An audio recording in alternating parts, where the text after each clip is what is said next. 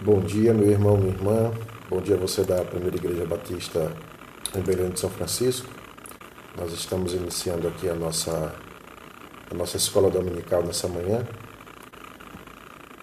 fazendo aqui os ajustes para nós darmos início, portanto, à nossa EBD. Bom dia, meu irmão. Então, já percebo aqui que o som está ok.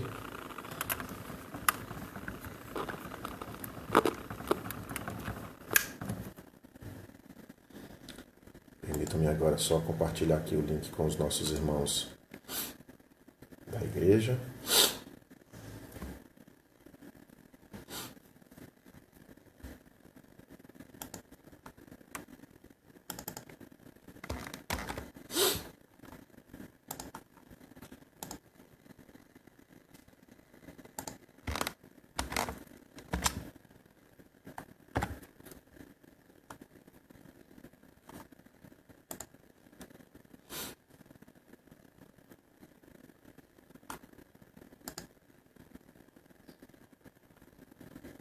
Pronto, o link compartilhado. Vamos dar início então nessa manhã à nossa escola bíblica dominical. Nós estamos continuando, o nosso livro de Romanos, a leitura do livro de Romanos, esse livro que tem abençoado a vida de tantas pessoas e que nós esperamos, oramos ao Senhor que também possa abençoar a tua vida, durante todo esse trajeto, que nós estamos tendo, essa viagem que nós estamos fazendo pelo livro de Romanos. Uma das primeiras coisas que eu conversei com os irmãos ao falar sobre esse livro é que, como trata-se de uma carta, uma epístola do Novo Testamento, a melhor forma de nós lermos e nós entrarmos em contato com essa carta, com essa epístola, é fazendo a sua leitura toda, lendo o livro como um todo, que a gente vai gastar aí cerca de 1 hora para ler o livro, a carta, de uma só vez. Essa é a melhor forma da gente ter uma noção do assunto geral do livro, do assunto geral dessa carta. E então, nós estamos fazendo agora, eu espero que os irmãos tenham feito essa experiência, tenham tido essa experiência de ler o livro de uma vez, uma ou várias vezes, quantas vezes os irmãos desejarem. E o que nós estamos fazendo agora, de uma forma mais didática, é exatamente separar em capítulos, separar em partes essa carta, e nós estamos lendo com um pouco mais de atenção, com um pouco mais de detalhe, cada capítulo que compõe essa carta de Paulo aos Romanos. Obviamente que essa divisão que nós fazemos em capítulos, mais uma vez, é apenas para um reforço didático, era para compreendermos, para atentarmos a alguns detalhes que talvez na leitura corrida a gente não tenha percebido. Mas isso, eu repito para os irmãos, não substitui a leitura da carta como um todo, porque como nós temos enfatizado, o todo ele vai determinar o significado das partes. Nós não podemos pegar um capítulo isolado, um parágrafo isolado, muito menos um versículo isolado, e através então desse versículo, ou parágrafo, ou capítulo, nós extrairmos dali um significado e acharmos que esse é o verdadeiro significado do texto. Essa pequena porção, seja um versículo, um parágrafo, um capítulo de um livro qualquer da Bíblia, ela só vai ter sentido quando você encaixa esse sentido no contexto do todo. É esse todo que vai determinar o sentido daquela passagem. Do contrário, a gente pode incorrer no erro de atribuir significados que, na verdade, o autor não quis trazer à tona. O autor não mencionou esse tipo de significação que nós queremos estar trazendo ao texto. Então, por isso que a gente precisa tomar esse cuidado e nunca é demais enfatizar essa divisão em capítulos que nós estamos fazendo todos os domingos. É apenas um reforço didático para que nós possamos compreender o todo da carta. Amém? Dito isso, hoje nós estamos iniciando o capítulo de número 4. Nós vamos fazer uma pequena oração, agradecer a Deus pela sua presença até aqui nesse momento e que Ele possa nos abençoar, abrir a nossa mente, o nosso coração, para que nós possamos assim enxergar e entender as verdades de Romanos. Vamos orar? Pai, nós queremos te agradecer, Senhor, nessa manhã. Eu quero te louvar, te bendizer, ó Deus, por estarmos aqui mais uma vez reunidos através dessa ferramenta, dessa plataforma, para juntos podermos aprender mais de Ti, Senhor. Obrigado, Pai, por essa oportunidade, Senhor, de nos encontrarmos aqui, ó Pai, nessa manhã, nesse local, nessa plataforma, e através dela podermos compartilhar um pouco da leitura da Tua Palavra, compartilhar um pouco, ó Deus, desse momento tão precioso de que é meditarmos na Tua Palavra, Pai, e encontrar nela a vida eterna. Ajuda-nos, ó Deus, nesse intento. Eu peço a Tua bênção para cada um dos meus irmãos, para cada membro congregado, amigo ali da Primeira Igreja Batista, Belém de São Francisco, assim como todos os demais amigos e irmãos do Facebook que estão assistindo essa live ou que irão assistir depois. Eu peço a Tua bênção sobre cada um deles, Senhor. Que nesse momento Tu venhas, ó Pai, abrir o nosso coração, o nosso entendimento, para que possamos, ó Deus, compreender as Tuas verdades. Vem nos usar, ó Deus, como Teu instrumento nessa manhã, Pai, para que através da leitura da Tua Palavra, o Teu Santo Espírito, Ele tenha a liberdade, ó Deus, de poder atuar em nossos corações. Tua Palavra nos ensina, Senhor, que a fé, ela vem pelo ouvir, e ouvir a Palavra de Deus. Portanto, ó Deus, que nesse momento em que a Tua Palavra ela vai ser lida e, portanto, ouvida, Senhor, nesse momento, nós te pedimos, ó Pai, vem fazer brotar fé em nosso coração. Vem fortalecer a fé que já existe em nosso coração. Vem nos transformar pelo poder da Tua Palavra, Senhor. É o que nós te pedimos nessa manhã, em nome de Jesus. Amém. Amém, meu irmão, minha irmã. Já temos aqui vários irmãos conosco, né, para darmos início à nossa Escola Bíblica Dominical. Então, convido você, nesse momento, a abrir a sua Bíblia na carta de Paulo aos Romanos, capítulo de número 4. Né? Esse vai ser a nossa leitura nesta manhã, né, nesse domingo abençoado.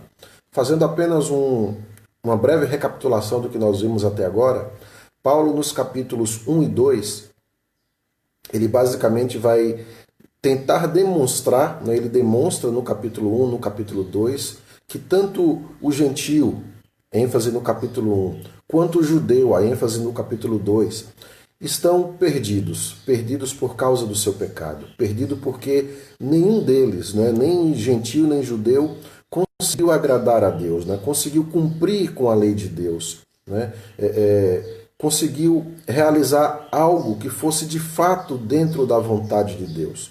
Todos se perderam, todos buscaram fazer o seu próprio desejo, né? Dar vazão ao seu próprio desejo, fazer a sua própria vontade, se distanciando cada vez mais da vontade de Deus para a sua vida. O gentio fez isso, o judeu também fez isso, e nesse sentido Paulo diz que o judeu ele se torna até mais culpado, né, nesse sentido, porque ele tinha conhecimento da lei, tinha conhecimento da vontade de Deus, mas mesmo assim eles praticavam as mesmas coisas que eles condenavam nos gentios. Né? Então, capítulo 3, Paulo começa a argumentar qual seria então a vantagem do judeu, porque a essa altura, né, uma vez que Paulo disse para o judeu, olha, você está no mesmo barco furado que o gentio. Né? O gentio, porque eles tinham conhecimento de Deus que lhes foi revelado através da natureza, né? O conhecimento natural de Deus, mas eles não deram vazão, eles não deram razão a esse conhecimento. E, portanto, eles se distanciaram de Deus. E Deus os entregou, né, a pensamentos pecaminosos, Deus entregou esses gentios a que eles pudessem dar vazão aos seus desejos pecaminosos. Eles tiveram uma mente reprovável, né, porque quiseram agir conforme a sua própria vontade e não conforme a vontade de Deus. E o judeu, por seu lado, por sua vez, tiveram a revelação de Deus. Eles tiveram conhecimento da vontade de Deus através da revelação especial que foi dada a eles, né, que é exatamente a palavra de Deus, né? As escrituras sagradas, né? A revelação de Deus ali a Moisés, a tábua da lei, a revelação dos profetas, tudo isso foi dado de forma especial ao povo judeu. Então, nesse sentido, eles se entendiam, se achavam como sendo o povo escolhido, um povo privilegiado, né? E que só eles seriam salvos e os gentios não. E Paulo então diz para eles aqui no capítulo 2 e também no capítulo 3, olha, não é bem assim. Porque mesmo tendo toda essa revelação de Deus, vocês não agiram de acordo com essa revelação.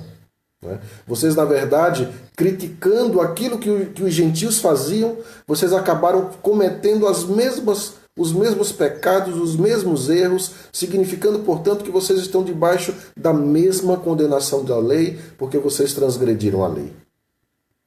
E então o judeu poderia perguntar, então qual a vantagem de ser judeu se nós estamos todos perdidos? Né? E a gente até fez uma aplicação para a nossa vida hoje. Qual a vantagem de ser crente, de estar na igreja, né? Se somos todos pecadores e se, de acordo com a Bíblia, né, o salário do pecado é a morte? Né? Teremos, portanto, a mesma condenação? Então, faz-se essa objeção, né, na mente do judeu. E Paulo procura responder a essas objeções exatamente no capítulo 3. A gente percebe, né, aquele recurso estilístico chamado diatribe, que é você conversa, argumenta com um personagem imaginário, né? Com um interlocutor imaginário. E então, nesse jogo de perguntas e respostas, como se fosse um diálogo real que você está tendo com alguém, você vai tratando desse tema. E Paulo vai dizer nesse tema, né, que, na verdade, o judeu ele tem muita vantagem. E a primeira vantagem do judeu é porque ele recebeu a lei. Né? É porque ele teve conhecimento da vontade de Deus para a sua vida. Né? Depois, como que ele invertesse isso, ele diz, olha, na verdade vocês não têm vantagem nenhuma, porque vocês estão debaixo da mesma condenação do pecado. Né? Todos pecaram, né? Todos pecaram, destituídos estão da glória de Deus. Não há um justo sequer, não há quem busque a Deus, não há quem procure fazer o bem. Estão todos pervertidos, né, em seus caminhos. Né? E Paulo vai trabalhando toda essa questão para começar a mostrar de que o judeu ele não é salvo, ele não poderia ser salvo, nem o judeu, nem o gentil, por suas obras da lei.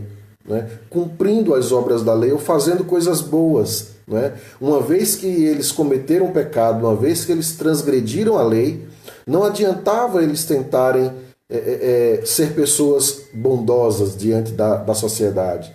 Né? Não adiantava eles darem esmola, não adiantava eles cumprirem uma regra rígida em termos de não posso comer aquilo, não posso comer isso. Né? Não adiantava eles cumprirem os 613 mandamentos da Torá. Né?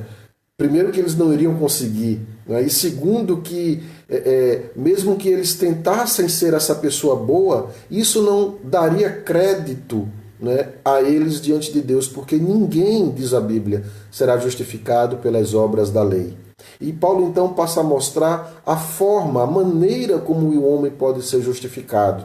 E ele vai falar exatamente dessa manifestação da justiça de lei que agora se manifesta sem a lei, né? Mas que foi testemunhada pelos pais, pelos profetas, que é a justiça mediante a fé em Jesus Cristo, que é para todos, né? E sobre todos aqueles que creem. Ele começa, portanto, a ampliar o assunto da carta, e a gente falou daqueles dois temas principais, né?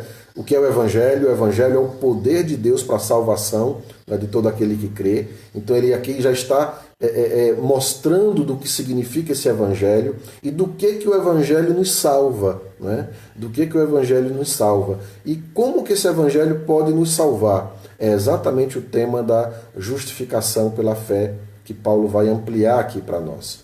E então, uma vez que ele demonstra, né, de que todos, judeus e gentios, estão debaixo da condenação do pecado, né, são transgressores da lei, e que agora não há nada que eles possam fazer dentro de obras da lei para que possam ser salvos, Paulo passa a mostrar o caminho da salvação, que é exatamente através da fé, né, da justificação pela fé em Cristo Jesus. E ele começa agora, ele mostrou que esse é o caminho, mostrou que essa é a realidade, mostrou que ninguém é justificado diante de Deus pelas obras, mas agora então ele, apresentando esse tema da justificação pela fé, ele vai trabalhar agora na vida de dois grandes personagens da Bíblia, judeus, né, para tentar demonstrar de que esses grandes personagens, né, ele vai dar ênfase principalmente aqui a Abraão, né, como que eles foram justificados, como que Deus os declarou justos. Né? Será que foi por obras, né, ou será que foi pela fé? Então Paulo agora ele vai trabalhar ele trabalhou com o texto da lei, ele cita, né, sete passagens do Antigo Testamento, 7 passagens da Torá, né, que nos falam exatamente de que o homem está perdido e que precisa da sua justificação, precisa se encontrar em paz diante de Deus. E aqui no capítulo 4, continuando com esse tema, demonstrando de que não é por obras, né, mas pela fé que o homem é justificado diante de Deus, ele vai nos trazer o exemplo de Abraão e nós vamos passar a leitura nesse momento. Então, capítulo 4, Paulo nos diz assim: que, pois, diremos ter alcançado Abraão, nosso pai segundo a carne? Porque, se Abraão foi justificado por obras, tem de que se gloriar, porém, não diante de Deus. Pois, que diz as Escrituras? Abraão creu em Deus e isso lhe foi imputado para a justiça. O que é que Paulo está argumentando aqui? Quando ele diz, que diremos, pois, né, ter alcançado Abraão, nosso pai, segundo a carne, né? Ou seja, o que aconteceu com Abraão? O que é que Abraão alcançou, né, diante de Deus, né, através da sua vida? Foi pelas obras? Foi por aquilo que ele fez? Né, ou foi por aquilo que ele creu? Né? E aí então ele vai responder essa pergunta dizendo, porque se Abraão foi justificado por obras, que é o argumento do judeu, que você precisa cumprir a lei para que você seja justificado diante de Deus. Então Paulo diz aqui, olha, se Abraão foi justificado por obras, ele tem do que se gloriar, mas não diante de Deus. Ou seja, ele pode até ser uma pessoa boa, tido como uma pessoa boa diante dos homens, por causa das suas boas obras, né? E aí você chama a atenção dos homens. Ele pode até ter algo para se gloriar diante de homens, mas diante de Deus, não, absolutamente nada. Né? Toda a sua obra, né, é considerada diante de Deus como trapo de imundície, né? Não serve absolutamente para nada. Né? E então Paulo apela para as Escrituras, ele chama o testemunho das Escrituras, quando ele pergunta no verso 3, né? O que é que a Escritura nos diz? E a Escritura nos diz, Abraão creu em Deus, e isso lhe foi imputado para a justiça. Foi a fé de Abraão, a crença de Abraão em Deus, que atribuiu a ele esse novo status de alguém justificado, de alguém considerado justo diante de Deus. Né? Alguém que os seus deméritos foram considerados agora como créditos diante de Deus. E por causa das suas obras? Não, por causa da fé. E a própria Escritura, ela já atesta isso. Né? Isso está lá em Gênesis, capítulo de número 15, né? O verso 6. Ele creu no Senhor e isso lhe foi imputado, né, para a justiça. Ele foi justificado, portanto, por sua fé. E ele vai continuar argumentando, né, nessa mesma linha. Verso 4 ele diz, ora, ao que trabalha, o salário não é considerado como favor, e sim como dívida. Né? Se nós somos salvos diante de Deus por causa das nossas obras, por causa do nosso trabalho, né? Por aquilo que nós fazemos, né? De bom, de agradável diante da sociedade, se é por obras a nossa salvação, isso significa que Deus, na verdade, ele é nosso devedor. Né? Deus tem a obrigação de nos salvar porque nós trabalhamos para isso. Né? É esse o argumento que Paulo está colocando aqui. Nós fazemos Deus devedor a nós. Então, se nós fizermos boas obras, se nós praticarmos boas obras, se nós agirmos corretamente, Deus tem a obrigação, né, de nos salvar, de nos justificar. Porque, ao que trabalha, o salário não é considerado favor. Né? O salário é considerado dívida. Né? Quando você trabalha para alguém, passa ali o seu mês, né, trabalhando, suando, né, e chega no final do mês, o seu patrão vai entregar, vai pagar você o seu salário, o seu patrão não está sendo bonzinho, gracioso.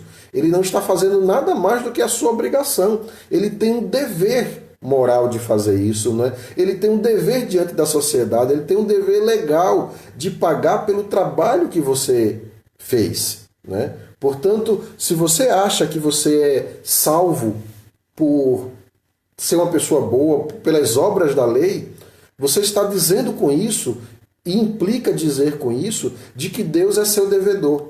o que é um completo contrassenso diante das Escrituras. Deus não nos deve absolutamente nada. Ele não pode nos dever nada. Ele é Deus. Somos nós que somos devedores a Ele.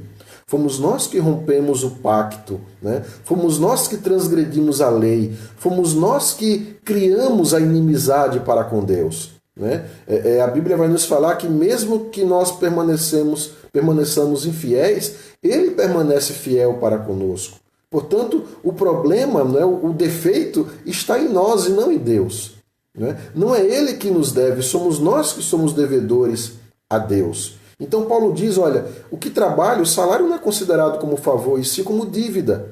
Mas ao que não trabalha, porém crê naquele que justifica o ímpio, a sua fé lhe é atribuída como justiça. Portanto, é através da fé, fé em Deus, fé na palavra de Deus, nas promessas de Deus. É essa fé de acreditar de que aquilo que Deus faz, Ele faz para o nosso bem. De acreditar nas palavras de Deus, né? Essa fé em crer na palavra de Deus, na promessa de Deus, ela muda o nosso status diante do próprio Deus. E essa fé, ela então é nos atribuída como justiça perante o Senhor. Verso 6 diz, e é assim também que Davi declara ser bem-aventurado o homem a quem Deus atribui justiça, independentemente de obras. E aí ele vai citar, né, as Escrituras, o Salmo 32, verso 1 e 2, que diz, bem-aventurados aqueles cujas iniquidades são perdoadas e cujos pecados são cobertos. Bem-aventurado o homem a quem o Senhor jamais imputará pecado. Perceba que Paulo ele traz o exemplo de Davi, cita as Escrituras, ele traz o exemplo de Abraão, cita as Escrituras, mostrando que o homem pode, através da fé, ser justificado diante de Deus. Não por obras, porque se fosse por obras, nós faríamos com que Deus fosse um devedor nosso, né? E não é isso que as Escrituras nos diz. Continuando o nosso texto, Paulo argumenta, vem, pois, esta bem-aventurança, a bem-aventurança de ter o seu pecado e a sua iniquidade perdoado diante de Deus, né? Essa que é citada no Salmo. Vem, pois, esta bem-aventurança exclusivamente sobre os circuncisos, judeus, ou também sobre o incircunciso, o gentio. Visto que, dizemos, a fé foi imputada a Abraão para a justiça, como, pois, lhe foi atribuída? Né? Estando ele já circuncidado ou ainda incircunciso? Né? Ora, o argumento de Paulo aqui é o seguinte, ora, se nós já demonstramos que não é por obras da lei, porque Deus não é nosso devedor, somos nós que devemos a Ele. Portanto, é pela fé que o homem é justificado, né? E a gente aprende aqui então que Abraão ele foi justificado. A Escritura atesta, confirma de que Abraão foi justificado. Como que ele foi justificado por fé? Foi cumprindo as obras da lei, né? Foi cumprindo com aquilo que a lei exigia. No caso aqui ele chama dele estando circunciso, né? Porque isso é algo que está previsto, né, na lei. O regime da circuncisão é sinônimo aqui do cumprimento da lei. Então, como pois, Abraão recebeu esse novo status de ser justificado diante de Deus, né? Como que essa justiça foi atribuída a Abraão? Foi no regime da circuncisão, ou seja, no regime da lei, ou foi quando ele era ainda incircunciso, quando ainda não existia a lei para que ele pudesse cumpri-la? Continua o texto, verso 11. E recebeu o sinal da circuncisão como selo da justiça da fé, que teve quando ainda incircunciso, para vir a seu pai de todos os que creem, embora não circuncidados, a fim de que lhes fosse imputada a justiça. E pai da circuncisão, isto é, daqueles que não são apenas circuncisos, mas também andam nas pisadas da fé que teve Abraão, nosso pai, antes de ser circuncidado. O argumento básico de Paulo aqui é de que a circuncisão ela significava apenas um elemento, né, na vida de Abraão, ela significou um elemento de um selo.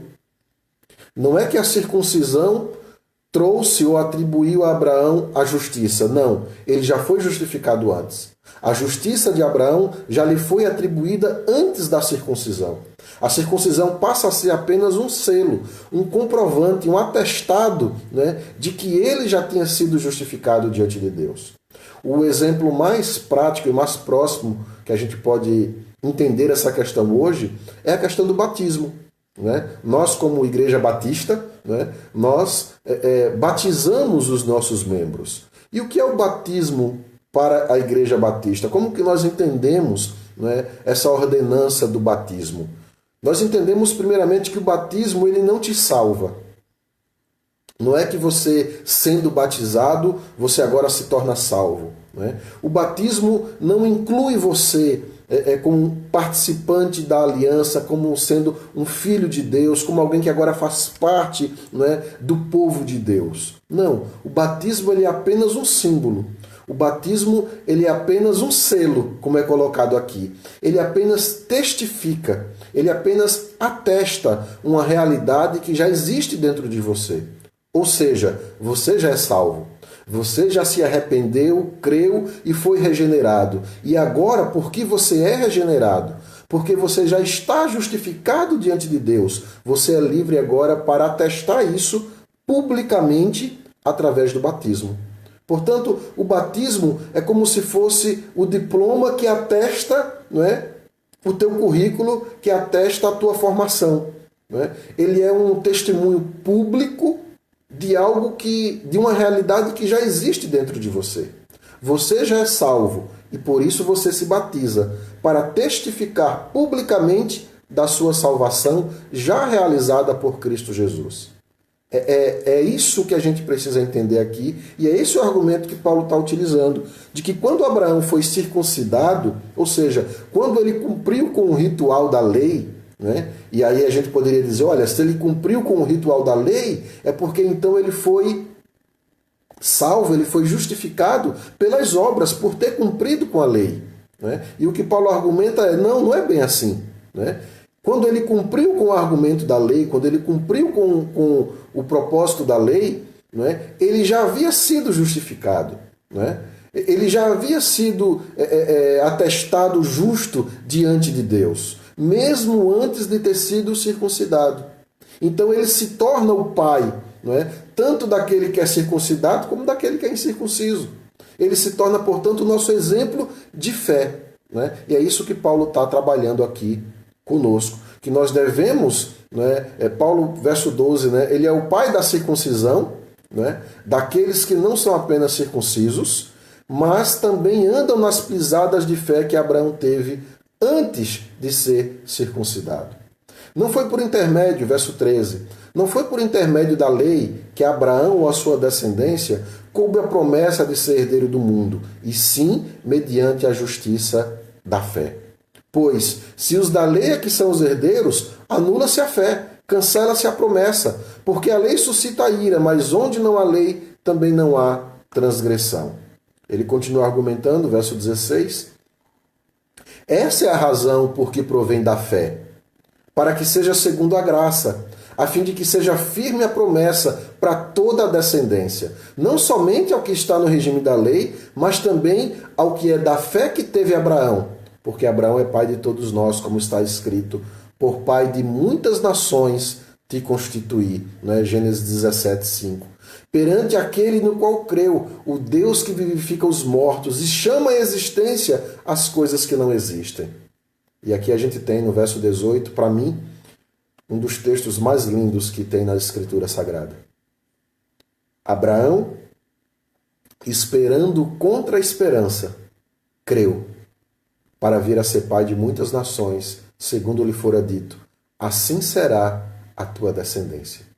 Você consegue imaginar a profundidade, né, desse texto que a gente acabou de ler? Abraão, esperando contra a esperança, ele creu, para vir a ser pai de muitas nações, segundo o que lhe fora dito. Foi segundo o que lhe foi dito que Abraão creu. Assim será a tua descendência.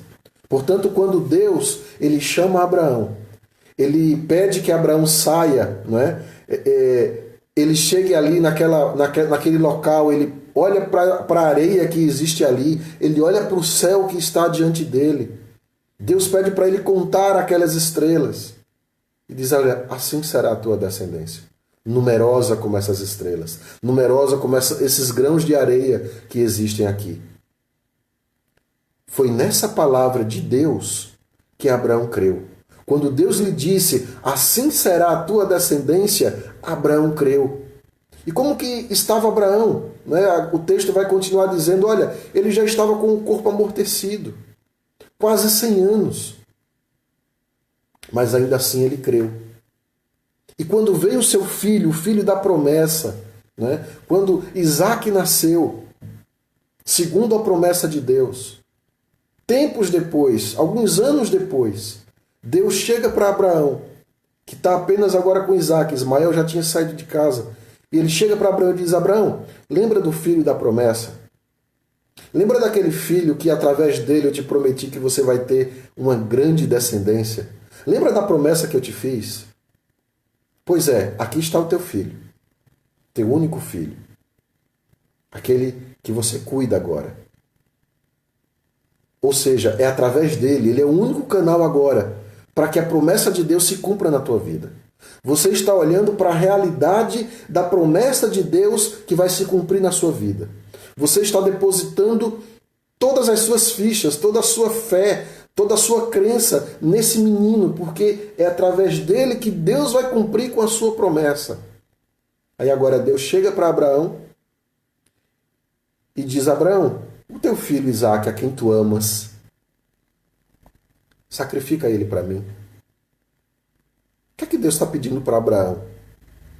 Deus está, em outras palavras, Deus está dizendo para Abraão, Abraão, olha, esse filho é a única forma de que a minha palavra se cumpra na tua vida. Então, se não tiver mais esse filho, é como se a minha palavra agora não se cumprisse mais. Ou seja, a tua fé vai por água abaixo. Então, eu quero que você pegue esse filho, da qual o maior elo, a maior evidência de que eu vou cumprir a minha palavra sobre a tua vida. Pois é, eu quero que você pegue esse filho e você sacrifique ele para mim. E se você sacrificar ele para mim, é óbvio, esse filho não vai te dar descendentes. Então, como fica a minha palavra, Deus? Como fica a minha palavra quando eu te disse, assim será a tua descendência? Vocês conseguem imaginar o dilema de Abraão? Vocês conseguem imaginar a confusão mental de Abraão nesse momento? Por isso que essas palavras são tão fortes. Abraão, esperando contra a esperança, ele creu. Perceba que, mesmo que agora parecendo que tudo vai por água abaixo, as circunstâncias demonstram que não há como ter mais esperança. Não há como você esperar. A esperança morreu. Lembra aquela história de que a esperança é a última que morre? Pois é, diante agora de Abraão, a esperança morreu. Abraão esperando contra a esperança, mas ele creu. A fé que Abraão teve, ela foi além de toda e qualquer circunstância. Por quê? Porque ele creu na palavra de Deus como lhe fora dito. E isso é o que é fé. Fé não é você acreditar no impossível, mas no impossível que Deus não prometeu.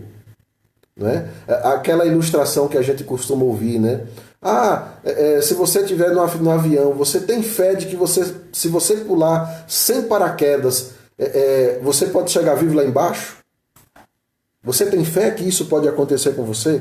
Você pula de um avião a 5 mil, 10 mil, 15 mil pés de altura, sem paraquedas, você crê que você pode chegar vivo embaixo? Isso não é fé. Isso não é fé. E por que não é fé? Porque Deus não prometeu isso para você. Portanto, se Deus não prometeu, não pode ser fé. Porque fé é quando você crê na promessa de Deus. Fé é quando você acredita na palavra de Deus. Isso é fé. É crer na palavra, é acreditar na palavra, é saber de que aquilo que Deus disse, Ele vai cumprir com aquilo que Ele falou, com aquilo que Ele prometeu. Fé não é acreditar no absurdo, Fé não é acreditar no impossível. Mas quando Deus diz que vai fazer, Quando Deus pede para você fazer, mesmo que pareça absurdo, mesmo que pareça impossível, creia, porque assim será.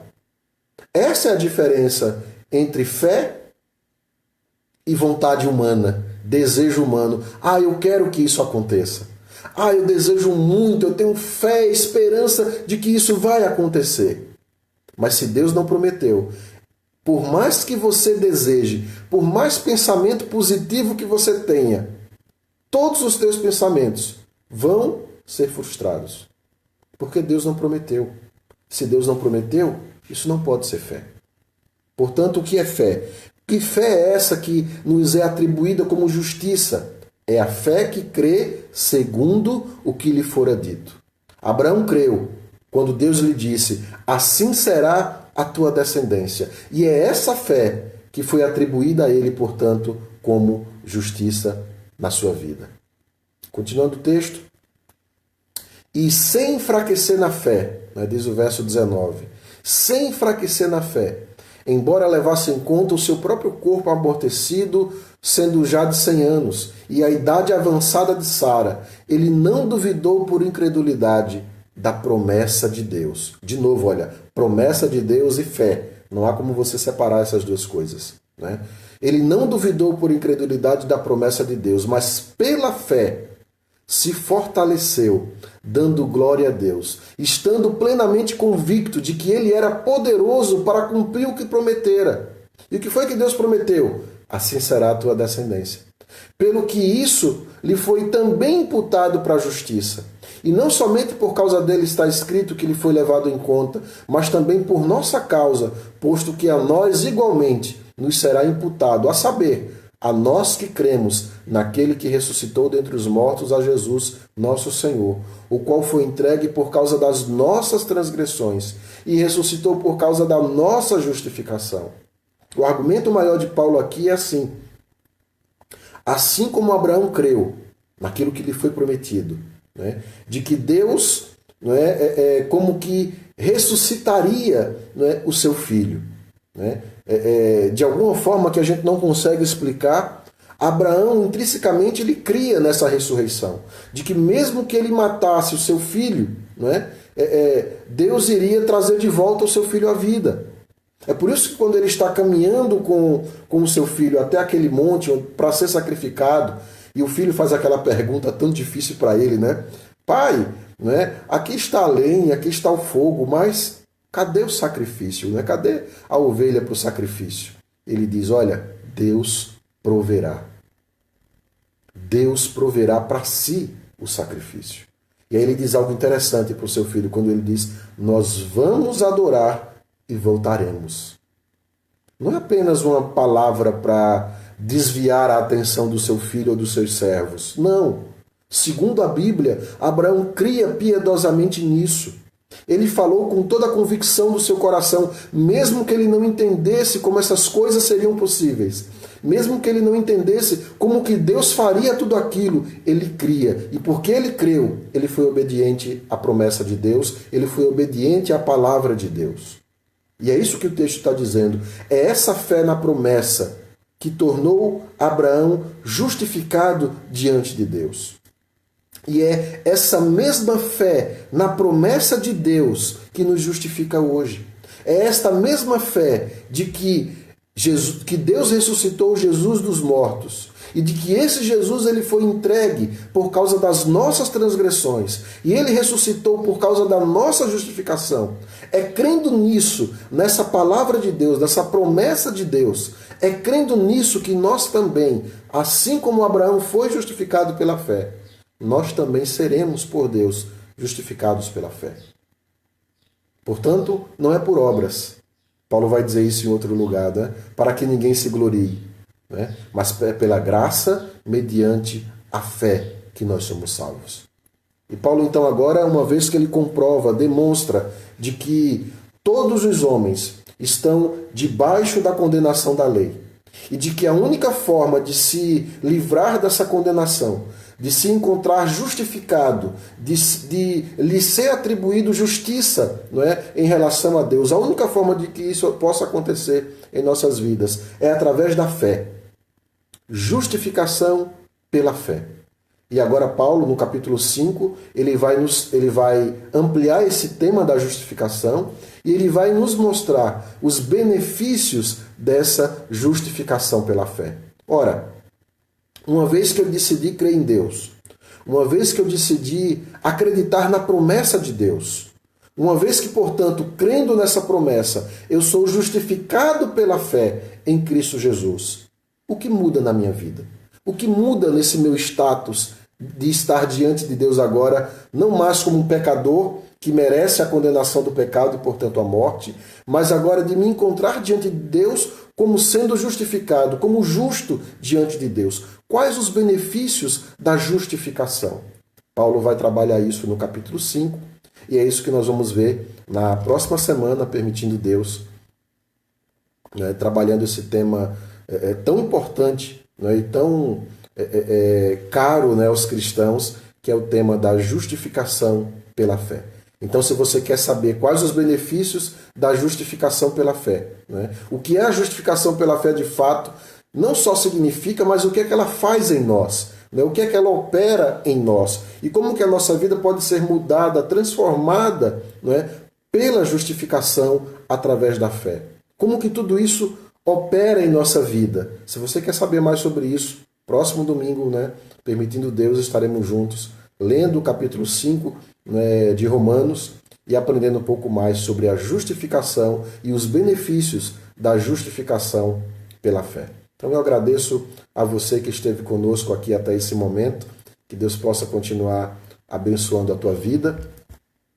Nós temos aqui, esteve aqui conosco a Rose, a Joyce, a irmã Rita, a Deilde, José Porto também aqui com a gente, Deus te abençoe, meu irmão, Vanieide, Charlene, Cícera, Jolinda, irmã Dalva, que Deus possa abençoar cada um de vocês nessa manhã tão maravilhosa.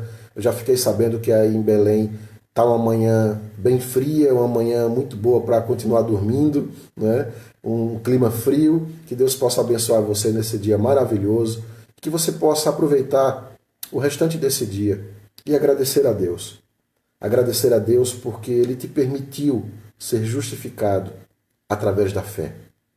Através da fé em Deus, através da fé de que Deus enviou seu Filho ao mundo, não para que o mundo fosse condenado, mas para que o mundo fosse salvo por Ele. Crendo que Deus entregou o seu próprio Filho para que todo aquele que nele crê não pereça, mas tenha a vida eterna. Agradeça a Deus por essa salvação tão maravilhosa. Agradeça a Deus porque você conseguiu compreender o Evangelho. Porque você conseguiu compreender que não são por suas obras, não são por atos de bondade que você vai ser salvo. Todas as tuas obras diante de Deus são como trapos de imundícia. A gente viu na semana passada de que o fato de você ter cumprido durante 20 anos as leis de trânsito e nunca ter levado uma multa, isso não vai ser levado em consideração quando você levar a sua multa. Quando você ultrapassar o sinal vermelho, você for multado, o guarda de trânsito te parar, você for filmado, for comprovado de que você, motorista, transgrediu a lei de trânsito. Não adianta você querer se justificar dizendo, olha, mas eu já sou motorista há 20 anos e nesses 20 anos eu nunca tive uma multa. Então retira essa multa para mim, por favor. Por causa do meu crédito, por causa das minhas boas obras, por eu ter sempre cumprido a lei. Não adianta, você vai ser um transgressor da lei. Mesmo tendo vivido 20 anos sem nunca transgredir a lei, no momento em que você a transgride, você se torna um transgressor da lei. Como Tiago vai dizer, aquele que tropeça em um só ponto da lei é culpado de toda a lei. E o preço para a transgressão da lei é a morte. O salário do pecado é a morte. A Bíblia vai nos dizer que todos pecaram. Paulo provou isso no capítulo 1, no capítulo 2 da carta aos Romanos. Todos nós pecamos. Todos nós transgredimos a lei. E se Deus é justo, e Ele é justo, Ele precisa punir esse erro, Ele precisa punir essa transgressão. E o salário desse pecado, a condenação para esse pecado é a morte.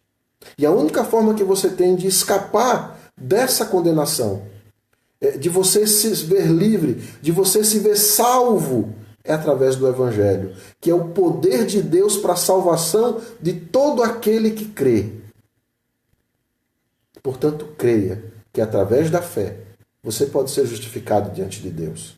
Deus pode anular a dívida que você tinha para com Ele. Você pode se tornar de novo. Você pode se tornar alguém diante de Deus justificado. E quando Deus olhar para você, Ele não vai enxergar mais o pecado, porque esse preço pelo pecado já foi pago pelo seu Filho lá na cruz. Veja, não é que Deus passou a mão na sua cabeça e disse: você agora está perdoado, está tudo bem. Não. Um preço foi pago. Não esqueça disso. Deus não perdoa simplesmente o teu pecado porque você disse: eu me arrependo e está tudo muito bem, tudo muito bom e nem o preço vai ser pago por isso. Não, não foi em vão. Não é de graça a sua salvação. Não foi apenas um levantar a mão e dizer: eu aceito Jesus, eu me arrependo dos meus pecados. Não é só isso. Isso é banalizar toda a obra que Deus fez por amor a você. Isso é desmerecer o sacrifício tão grandioso que Ele fez porque Ele te ama. Ele entregou o seu filho, seu único filho. Ele entregou, Ele sacrificou esse filho por amor a você. Portanto, se você acha que é apenas levantar a mão e dizer: eu me arrependo, e de que não há um preço a pagar, que não precisa mais pagar preço algum, e de que nenhum preço foi pago, você está banalizando toda a obra que Deus fez por você. Você, na verdade, está desacreditando na obra que Deus fez por você, no preço que Ele pagou para a tua justificação. Portanto, você precisa entender o preço desse sacrifício. Você precisa entender de que o inocente pagou o preço que deveria ser o teu preço. O inocente deu a sua vida para que você pudesse ter vida. Ele carregou sobre os seus ombros o teu pecado. Ele morreu a tua morte para que você pudesse viver a vida que era dele.